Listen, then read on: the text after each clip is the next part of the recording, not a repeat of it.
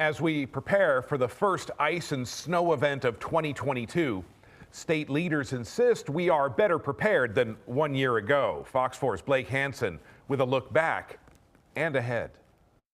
It is the storm by which future winter storms in Texas will be judged against. And while Texans prepared, few had a sense how prepared they would need to be. Yeah, just in case something crazy happens. I don't anticipate that, but you never know. It's best to be prepared, I guess. During the second week of February 2021, meteorologist models started to hone in on a blast of frigid air and winter weather covering a vast swath of the state. As we approach the one-year anniversary, I sat down with our Fox 4 meteorologist, Ali Turiano. About a week out, we were already discussing the potential for some serious cold air, something we haven't seen in decades. Because this is something where we were not just talking about the temps, but we were talking about precip as well, and not just talking about the DFW area, but the state as a whole. I think typically we're so used to having a quick shot of cold air a day or two. People are using their heat, or, if there is snow on the ground, a lot of folks don't even go into work on those days. So it doesn't impact folks as much. But this was an extended period of time where not just below freezing temperatures, but sub-zero temperatures. And that's not something we see very often here. Shortly after midnight in the early morning hours of February 15th, ERCOT, the organization that manages the state's electrical grid, issued an emergency alert. At 1:20 a.m., it ordered rotating outages. But it quickly became clear for many Texans the power was not rotating, the grid unstable.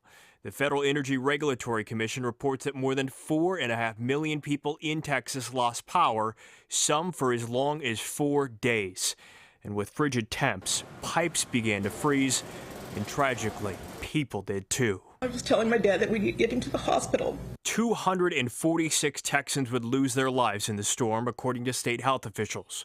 Nearly 2/3 of those deaths were from extreme exposure to cold. And we have more work to do. During the state legislative session that followed, lawmakers probed the root causes of the failure, including the legislature's own failure after a 2011 storm to require power generators to winterize.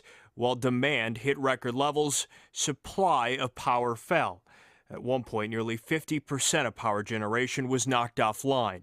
Frozen precipitation knocked out wind turbines.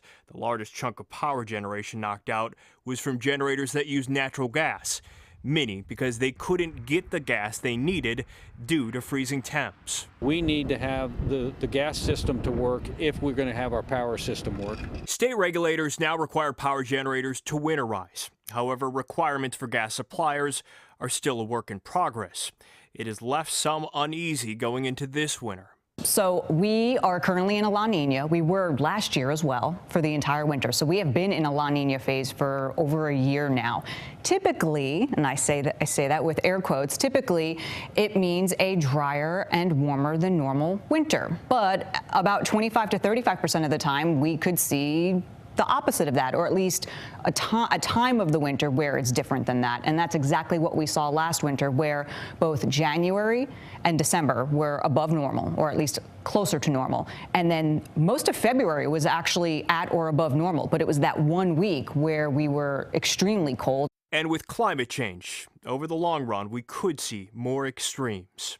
The globe is warming every year. The data has not shown anything but that. It doesn't mean we're going to be super hot. It doesn't mean we're going to be super cold. What it means is that as the planet warms, our weather patterns may look a little different. They may last a little longer. We may see more extremes, whether it's extremely hot one summer and then extremely cold for another winter. Whether enough has been done to prepare the grid for those extremes, only time will tell. In Dallas, Blake Hanson, Fox 4 News.